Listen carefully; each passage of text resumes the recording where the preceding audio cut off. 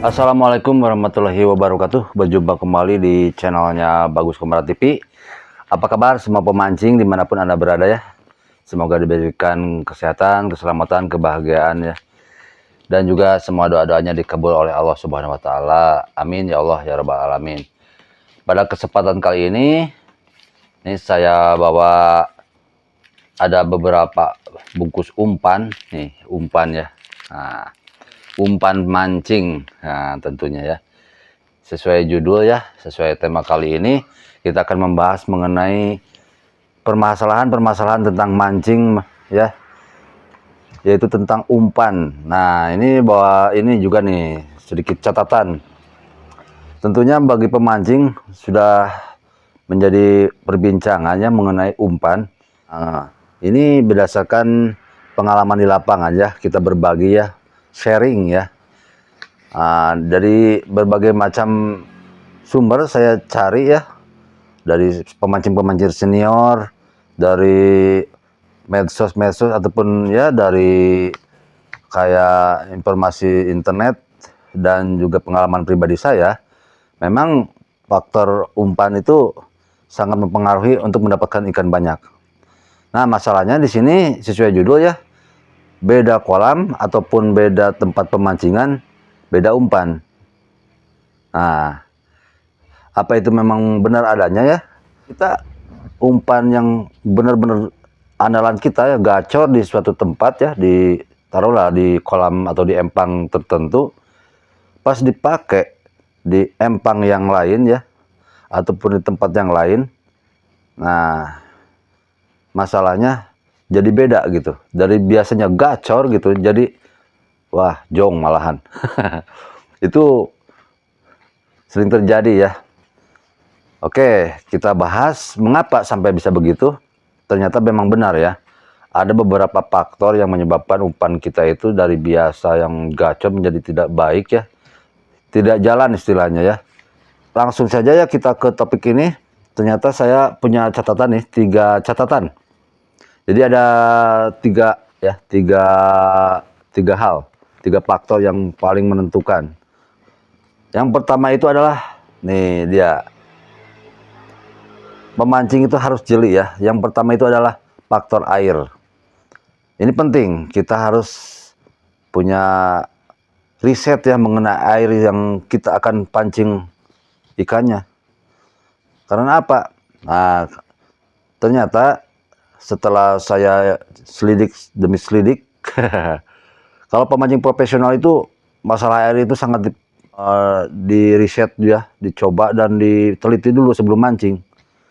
Kalau pemancing profesional itu bahkan ada yang membawa satu alat ya, pemeriksa kadar air gitu, kayak pH ya, ataupun keasaman air, ataupun pokoknya struktur air itu diperiksa dulu.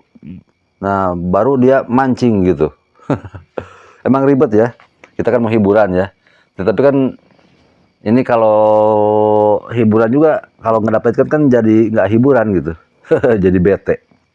Jadi faktor air itu ternyata memang dari kolam yang satu sama yang kolam yang lain itu beda. Bisa saja itu air itu ternyata bisa mengurangi kadar kebagusan umpan ya. Kadang keasamannya terlalu tinggi, ataupun faktor kekeruhan, masa suhu airnya, itu mempengaruhi umpan. Bahkan umpan kita menjadi tidak bagus ya, tidak jalan. Nah, itu faktor air. Yang kedua, nah ini yang kedua nih. Nah, ini saya juga punya catatan lagi nih. Ini mengenai lingkungan ya, atau kondisi tempat memancing.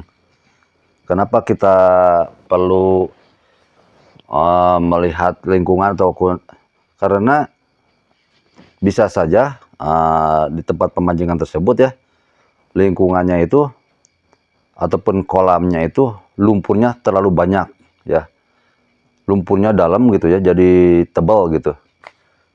Ada yang tali ya, tali untang, biasanya kan pakai tali untang. Ada yang harus panjang sekali, ada yang biasa saja gitu. Lumpurnya terlalu banyak ya, tebal gitu. Jadi umpan dilempar langsung tenggelam ke lumpur gitu. Jadi kekubur sendiri ya. Jadi ikan nggak ketemu. nggak menemukan umpan kita gitu. Itu kan kondisi lingkungan ya. Karena lumpurnya itu baunya terlalu, kan kalau lumpur terlalu bau ya gitu, biasanya umpan kita enggak. Nah, jadinya mempengaruhi wangi umpan kita, ketutup gitu.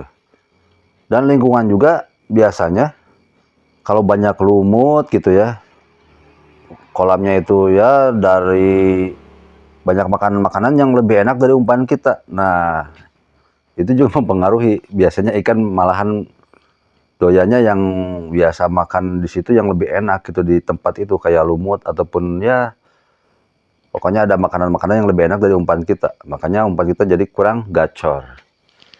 Dan juga biasanya kalau pengairannya datangnya dari sawah, biasanya kalau ada yang lagi pakai cairan kimia untuk basmi itu kan pestisida dari sawah ya untuk padi gitu kan, mengalir ke situ. Banyak faktor ya, itu yang kondisi lingkungan ya, tempat memancing. Kalau seperti itu wanginya makin tarik makin tinggi atau bagaimana, itu terserah daripada racikan Anda masing-masing ya. Itu setiap pemancing punya strategi masing-masing mengakalinya gitu. Yang ketiga nih, yang terakhir ini ya, ini yang faktor penting juga nih, faktor dari ikannya sendiri. Kenapa dari ikannya? Nah, ini penting juga nih.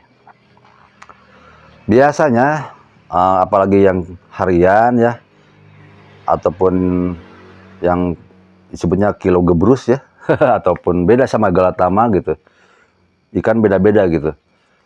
Nah, kalau umpan kita dipakai, kadang ikannya juga datangnya dari penangkaran mana gitu ya. Bibit ikannya dari mana, beda tempat gitu, dari waduk mana, dari mana gitu. Itu kan beda pakan dari awalnya gitu, sama umpan kita kadang kurang cocok. Nah, itu faktor datang sumber bibit ikan dari mana gitu. Dan kalaupun ada dimancing liar kayak di danau, waduk gitu, itu juga kan pengaruh juga. Ikan lokal gitu ya, ikan yang liar gitu di alam liar, biasanya kan doyannya makanannya apa, nah cenderungnya kemana gitu. Nah, itu setiap pemancing punya strategi masing-masing. Dan yang tentunya juga yang satunya lagi nih, masalah ikan. Ikannya lagi nggak mau makan. Ikannya lagi istilahnya lagi males makan gitu. Entah lagi sakit ataupun faktor cuaca atau faktor-faktor yang lain ya. Ikannya kegedean, umpan kita umpan buat ikan rame, ikannya datang yang gede gitu. Banyak faktor ya.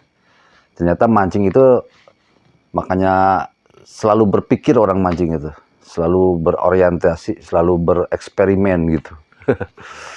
Jadi itulah seninya memancing. Jadi faktor-faktor itu kalau kita bisa mengakalinya, insya Allah dapat lancar ya. Umpan kita itu bisa jalan gitu. Nah, itulah sedikit ya pembahasan mengenai mancing, tentang umpan mancing. Semoga ini bermanfaat.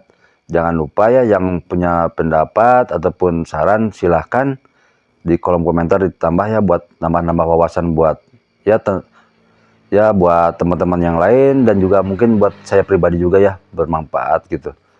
Itu ya. Itu saja sedikit ulasannya. Semoga ini bermanfaat ya. Sampai jumpa di video-video selanjutnya. Wassalamualaikum warahmatullahi wabarakatuh. Bye-bye.